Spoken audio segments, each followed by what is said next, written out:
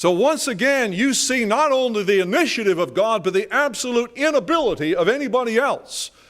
If God does not deal with a heart, if God does not enlighten a mind and a heart and literally draw them, what are they left with?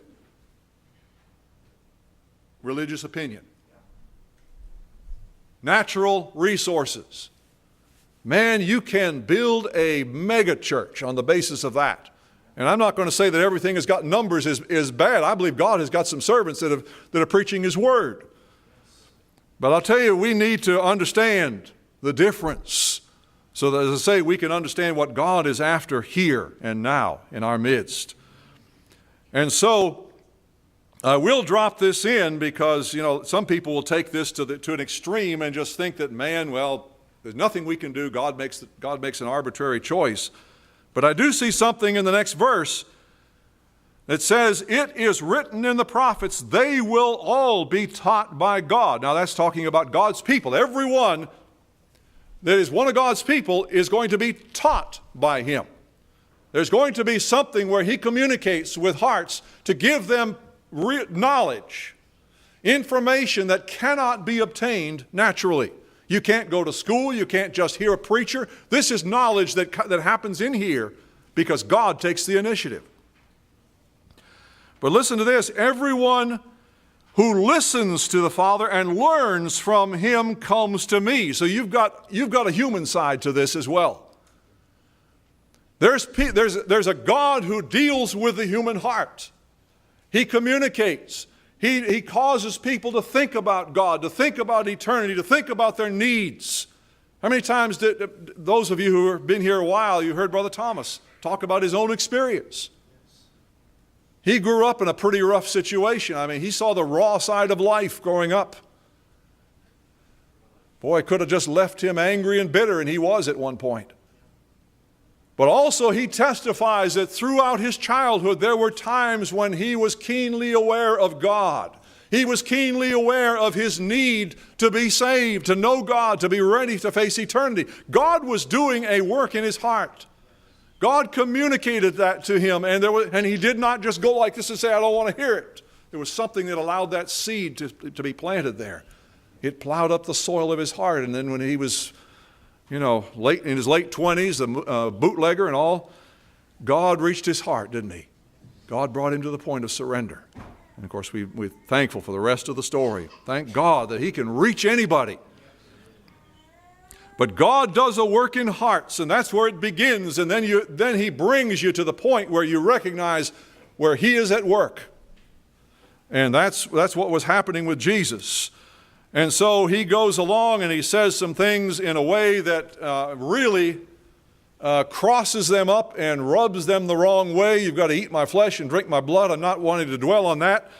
But the fact is, He comes to a point where in verse 60, on hearing it, many of His disciples said, this is a hard teaching.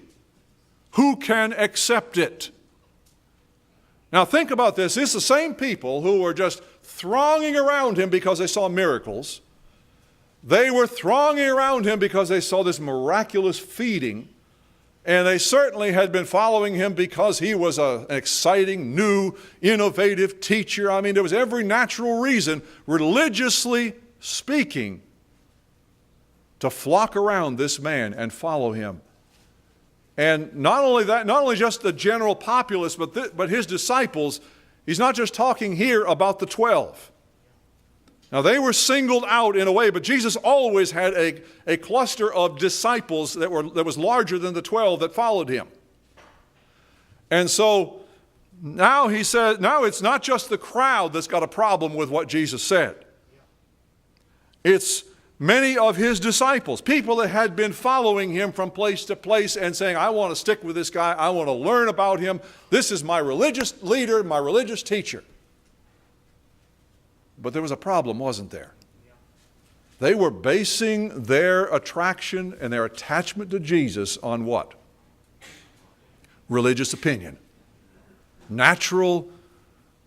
I mean, as long as he agreed, as long as he met their standards of what they thought a religious teacher ought to be, man, they were glad to run after him. But as soon as he crossed them and said something that would seem strange and unnatural and crazy, they were ready to throw him under the bus. Who can hear this? Who can accept it? So Jesus, again, aware that his disciples were grumbling about this, Jesus said to them, "Does this offend you? What if you see the Son of Man ascend to where he was before? The Spirit gives life, the flesh counts for nothing." That's a good thing for us to remember. We said this morning how appropriate that those letters should be read.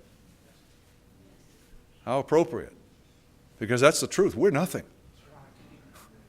The only way Christ can be anything is for us to be nothing. It's just so counterintuitive to the way man thinks.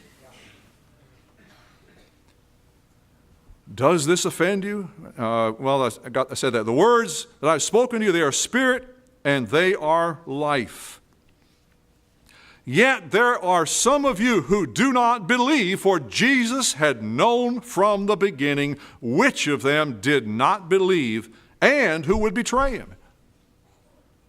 You think Jesus picking Judas was a mistake? No, it was part of the plan of God.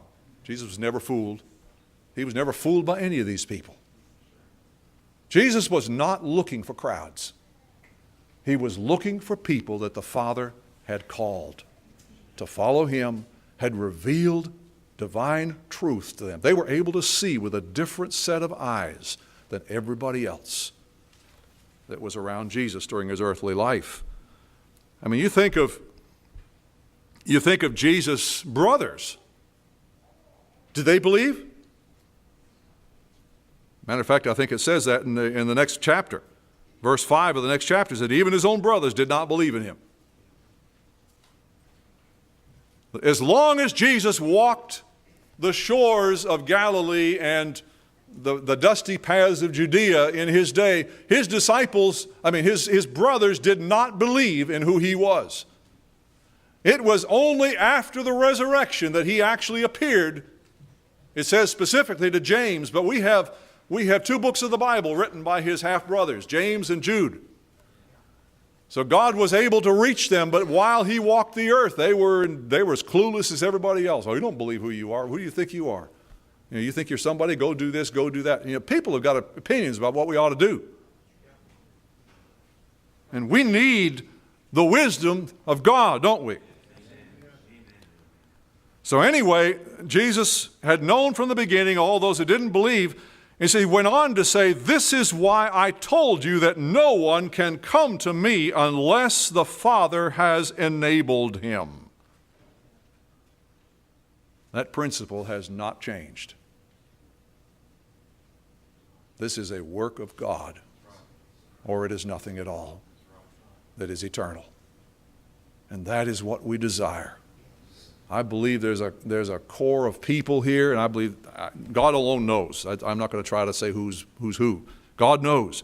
But I believe there's a people here that want him to be the head, to do the work that only he can do. And I believe there's a growing hunger for that, and I believe he's doing it. I believe he's answering that prayer. He's leading us. Praise God. So for the result of this, from this time, many of his disciples turned back and no longer followed him. Now, I've heard it said that only 12 were left. Well, that's not so. If you look at the first chapter of Acts, you'll find out that when they went to choose someone to replace Judas, part of the qualifications was somebody who's been with us from the beginning. And there was a company of people that had been with him from the beginning. So there were people that stuck around besides just the 12 disciples. But many of them did go back on this occasion. And in this translation it says, you do not want to leave too, do you? And I don't think John was intending to convey any sense of anxiety on Jesus' part, but rather simply putting the question to them. I mean, when you're in a work of God, when God is the author of something, you don't have to strive humanly to make something happen. What we need to do is to find out how to be workers together with him so that he can do his supernatural work. Jesus was not at all anxious about who followed him. It didn't matter whether there were tens of thousands or whether there was just a handful.